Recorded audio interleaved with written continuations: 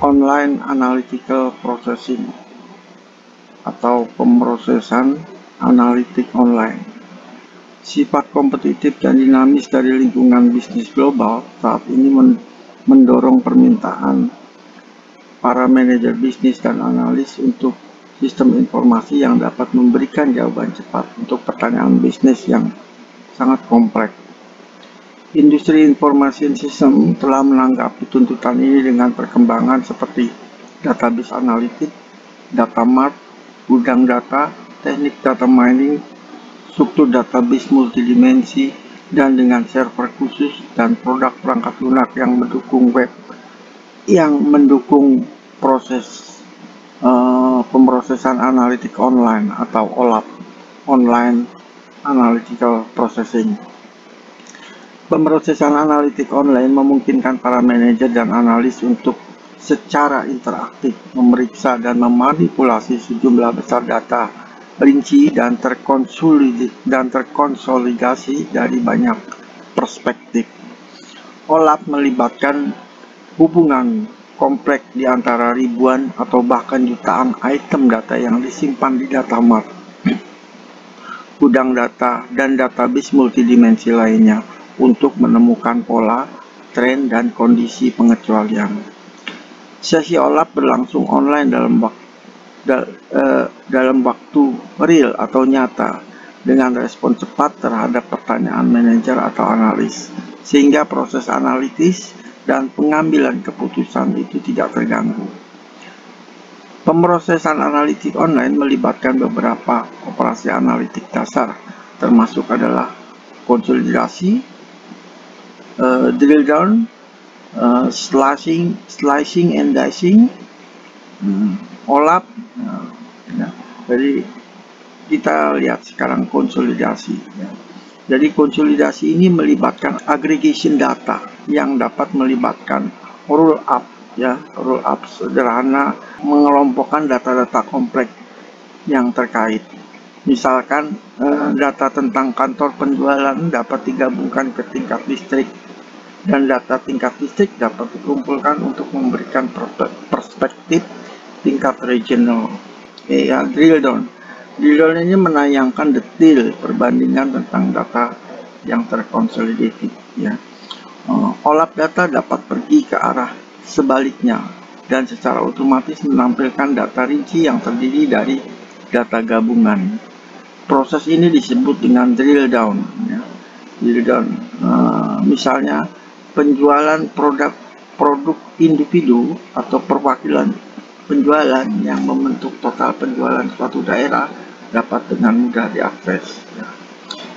Slicing and dicing atau mengiris dan memotong. Slicing and dicing ini mengacu pada kemampuan untuk melihat database dari sudut pandang yang berbeda. Satu bagian dari database penjualan mungkin memperlihatkan semua penjualan tipe produk dalam kawasan. Bagian lain mungkin menunjukkan semua penjualan menurut saluran penjualan dalam setiap jenis produk. Pemotongan sering dilakukan di sepanjang sumbu waktu untuk menganalisis tren dan menemukan pola yang berbasis waktu dalam data. Contoh OLAP terbaik untuk memahami kekuatan OLAP sepenuhnya adalah dengan melihat aplikasi bisnis umum dari teknik ini. Kekuatan nyata OLAP berasal dari gabungan data dan model dalam skala besar.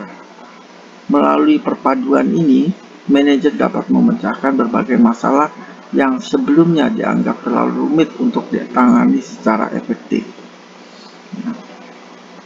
GIS, GIS atau Geographic Information System dan Data Visualization System.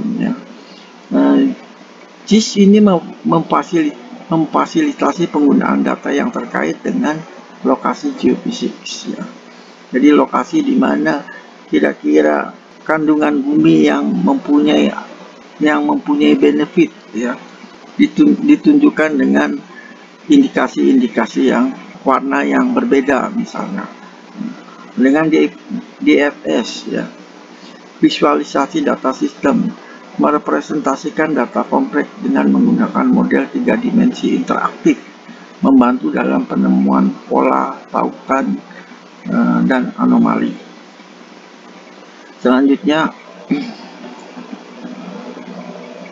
kita masuk ke teknologi data visualisasi. Sistem informasi geografis ini adalah sistem yang berbasis komputer untuk menangkap, mengintegrasikan, memanipulasi, dan menampilkan data menggunakan peta digital. Vendor perangkat lunak GIS adalah Esri, itu termasuk vendor software GIS, www.esri.com, Integrap, integrap.com, Pitneybows Mapinfo atau mapinfo.com. Nah, ini adalah contoh dashboard dari manajemen information system. Di sini diperlihatkan dalam bentuk grafik, sehingga memudahkan para manajer untuk membuat suatu keputusan. Ini juga ada KPI, Key Performance Indicator, yang ditentukan dalam bentuk seperti kilometer di kendaraan, yang karena ini jarumnya bisa berubah-ubah, yang menunjukkan daripada cost per sale, misalnya sales per download, revenue per sale, profit per sale, Selanjutnya lagi, nah ini juga contoh dashboard yang lain lagi daripada manajemen information system yang menunjukkan grafik-grafik, histogram. Di sini juga ada pie, dan juga dalam bentuk map. Oke, selanjutnya using decision support system, menggunakan sistem pendukung keputusan. Sistem pendukung keputusan ini melibatkan proses pemodelan analitik interaktif, misalnya penggunaan paket perangkat lunak DSS, untuk dukungan keputusan dapat menghasilkan serangkaian tampilan sebagai respon terhadap perubahan. Bagaimana jika, what if alternatif, atau bagaimana jika, what if alternatif yang dimaksudkan oleh manajer, atau bagaimana jika, what if analisis. Ini berbeda dari respon permintaan sistem informasi manajemen karena pembuat keputusan tidak menuntut informasi yang telah ditentukan sebelumnya. Sebaliknya, mereka mencari alternatif yang mungkin. Dengan demikian, mereka tidak harus menentukan kebutuhan informasi mereka terlebih dahulu. Sebaliknya, mereka menggunakan decision support system dan model yang mendasarinya untuk menemukan informasi yang dibutuhkan untuk membantu membuat keputusan. Inilah inti daripada konsep sistem pendukung keputusan. Ada 4 tipe dasar aktivitas pemodelan analitik yang terlibat dalam penggunaan sistem pendukung keputusan, yaitu what if analysis, analisa bagaimana jika, ini mengubah variabel dan hubungan antar variabel dan melihat hasil yang berubah, Lalu analisis sensitif, analisis sensitif ini adalah kasus khusus tentang bagaimana jika, what if, ubah satu variabel pada satu waktu untuk melihat pengaruhnya pada nilai yang telah ditentukan sebelumnya. Analisa pencarian tujuan, goal seeking analysis, kebalikan dari bagaimana jika, kebalikan daripada what if. Ini mengubah variabel untuk mencapai tujuan target variabel. Lalu optimization analysis, pencarian tujuan, pencarian tujuan yang kompleks atau rumit, menemukan nilai optimal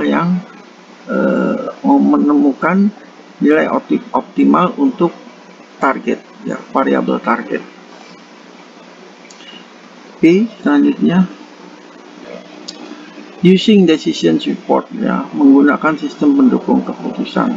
Penambangan data untuk decision support memberikan dukungan keputusan melalui penemuan pengetahuan atau knowledge discovery, menganalisa data untuk pola dan tren. Di sini termasuk market basket analysis atau MBA. Dan ini merupakan salah satu jenis data mining yang paling umum dan berguna. Aplikasi MBA itu bisa berupa cross-selling, ya. Cross-selling ini menawarkan barang terkait dengan yang akan dibeli.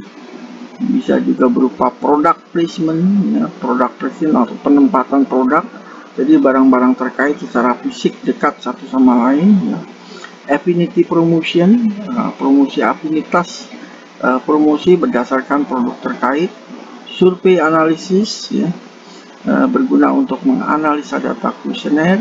Fraud detection, mendeteksi perilaku yang terkait dengan penipuan fraud, ya. Customer behavior, ya, perilaku pelanggan yang mengaitkan pembelian dengan data demografi dan sosial ekonomi. Ini adalah market basket analysis, ya, yang sering banyak di aplikasi yang sering banyak dipergunakan dalam dunia bisnis. Oke, selanjutnya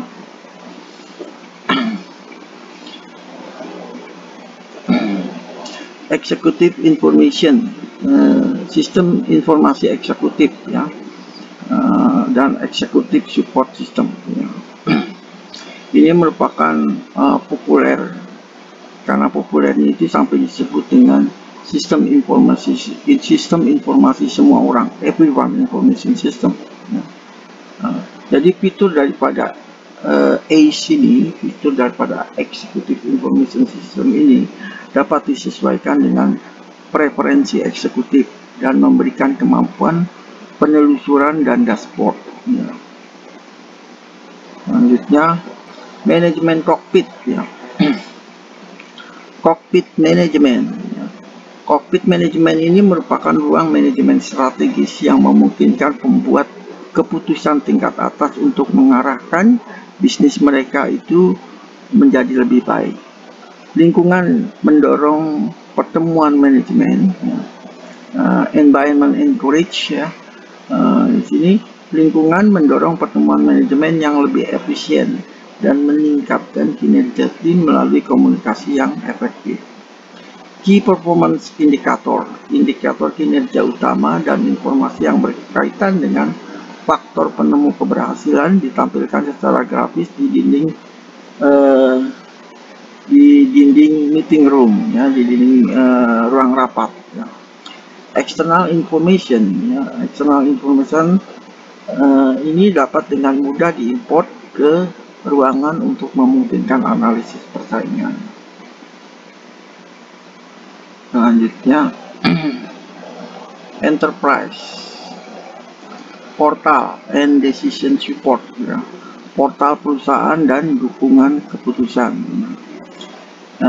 Enterprise Information Portal atau EIP ini merupakan antarmuka berbasis web dengan integrasi MIS, DSS dan AIS, ya, dan lain-lain, ya, untuk memberikan ke pengguna intranet, untuk memberikan ke pengguna akses, ya, akses intranet dan extranet ke berbagai aplikasi dan layanan.